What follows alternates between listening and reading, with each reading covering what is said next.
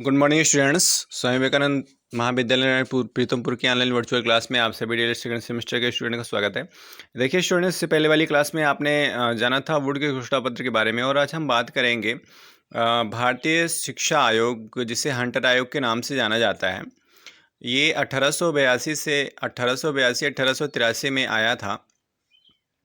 क्यों इस आयोग की ज़रूरत पड़ी, आखिर क्यों इसको लागू करना पड़ा, इसमें क्या क्या खूबियाँ थी, क्या खामियाँ थी, उसके बारे में हम डिस्कस करने वाले हैं आज।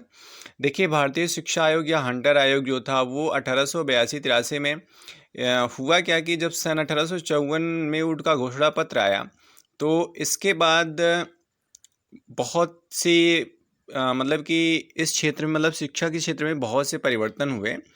और इसी दौरान मतलब कि 1857 में जब 1857 की क्रांति हुई, तो इस टाइम जो भारतीयों को शिक्षा मिल रही थी वो कुछ समय के लिए अवरुद्ध हो गई। और इस क्रांति के बाद भारतवासियों में प्रबल असंतोष हुआ कंपनी के प्रति। फिर क्या हुआ कि कंपनी ने अपना उत्तरदायित्व छोड़ दिया, और 1858 में ब्रिटिश पार्लियामेंट ने कंपनी के शासन को समाप्त करके इंग्लैंड की रानी विक्टोरिया को भारत की साम्राज्ञी घोषित किया। और ब्रिटिश पार्लियामेंट ने सन 1880 में लॉर्ड रिपन को इस देश के नए गवर्नर के रूप में मनोनीत किया। फिर 1882 में भारतीय शिक्षा आयोग के अध्यक्ष के पद पर लॉर्ड रिपन की नियुक्ति की गई, मतलब कि गवर्नर जनरल के पद पर नियुक्ति की गई। और इस आयोग के अध्यक्ष सर विलियम हंटर थे। अतः इनके नाम से इस आयोग को हंटर कमीशन कहा जाता है। समझ गए होंगे आप। मतलब 1882 में इसका गठन किया गया, और इसके जो अध्यक्ष थे इस आयोग के, वो सर विलियम हंटर थे। इसीलिए इन्हीं के नाम पर इसे हंटर कमीशन के नाम से जाना जाता है। तो देखिए, यहाँ पे कुछ चीज़ें मिस हुई हैं, थोड़ी सी मिसप्रिंट हुई हैं, उसको मैं यहाँ पे कट कर दे रहा हूँ, क्योंकि नहीं तो हो सकता है समझने में प्रॉब्लम हो।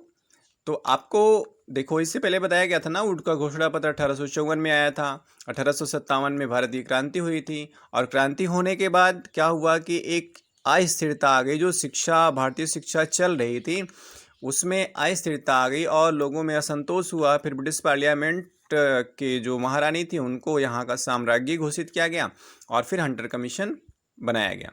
तो इस आयोग की मुख्य सिफारिशें और सुझाव क्या थे? इसका देखो एकमात्र उद्देश्य था कि शिक्षा का विस्तार होना चाहिए, शिक्षा को जन साधारण तक पहुंचाना चाहिए, जन जन तक पहुंचाना चाहिए।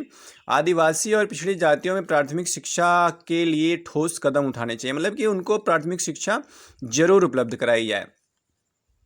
और शिक्षा को, प्राथमिक शिक्षा को व्यवहारिक बनाया जाए, मतलब उसे व्यवहार में भी लाया जाए। ऐसा नहीं कि किताबों में पढ़ लिया बात खत्म हो गई, उसको व्यवहारिक रूप दिया जाए। और सरकार प्राथमिक विद्यालयों को पूर्ण संरक्षण प्रदान करे, मतलब पूरी तरह से सरकारी हों वो, और इस पर किसी और का नियंत्रण ना हो। और प्राथमिक शिक्षा के प्रशासन और संचालन का पूर्ण उत्तरदायित्व सरकार को जिला परिषदों, नगर पालिकाओं आदि स्थानीय निकायों को सौंप देना चाहिए। स्थानीय निकायों को सौंपने से क्या होता है कि वो चूँकि लोकल होते हैं, तो वो अपना जाके देख रेख कर सकते हैं, सरकार तो नहीं देखने आएगी ना। इसी वजह से यहाँ के जो क्षेत्रीय निकाय थे उनको ये चीज़ें सौंपी गई, उसकी देख रेख। स्थानीय निकायों द्वारा स्थायी और पृथक कोष का निर्माण किया जाना चाहिए। गांव और शहर के विद्यालयों के लिए अलग अलग कोषों का निर्माण किया जाए, जिससे गांव में व्यय किए जाने वाले धन का उपयोग नगरों में ना किया जाए। तो इस तरह से मतलब कि इस आयोग में बहुत से सुझाव और सिफारिशें की गई, जिसमें बहुत ही अच्छे अच्छे पॉइंट्स निकल कर आए। यहाँ पे आप देख सकते हैं, पहली बात तो जन साधारण तक शिक्षा पहुंचाना, दूसरी बात जो आदिवासी और पिछड़ी जातियां थीं उन तक भी शिक्षा का प्रसार करना, और प्राथमिक शिक्षा को व्यवहारिक बनाना, और पाठ्यक्रम में ऐसे विषय को सम्मिलित करना जिससे छात्र आत्मनिर्भर बन सके, और सरकारी प्राथमिक विद्यालयों को पूर्ण संरक्षण प्रदान किया जाए। इनका उत्तरदायित्व परिषदों, नगर पालिकाओं और स्थानीय निकायों को सौंपा जाए, और शहरों और गाँवों के लिए, ग्रामीण क्षेत्र के लिए, दोनों के लिए अलग अलग कोष का निर्माण किया जाए, मतलब जिसमें गवर्नमेंट फंड प्रोवाइड करे। इसके बाद नेक्स्ट पॉइंट है, प्राथमिक शिक्षा के पाठ्यक्रम में उपयोगी विषयों जैसे चिकित्सा, विज्ञान, कृषि, बही खाता, क्षेत्रमिति, गणित आदि सम्मिलित किया जाना चाहिए। संपूर्ण देश में एक ही पाठ्यक्रम होना चाहिए। संपूर्ण देश में एक ही पाठ्यक्रम होने से हमारा मतलब है, जैसे आज आप देख रहे होंगे कि एनसीईआरटी की बुक चलती हैं, मतलब कि नेशनल लेवल पे, तो वो पूरे देश में एक ही किताबें चलती हैं, मतलब उनका सिलेबस एक ही रहता है।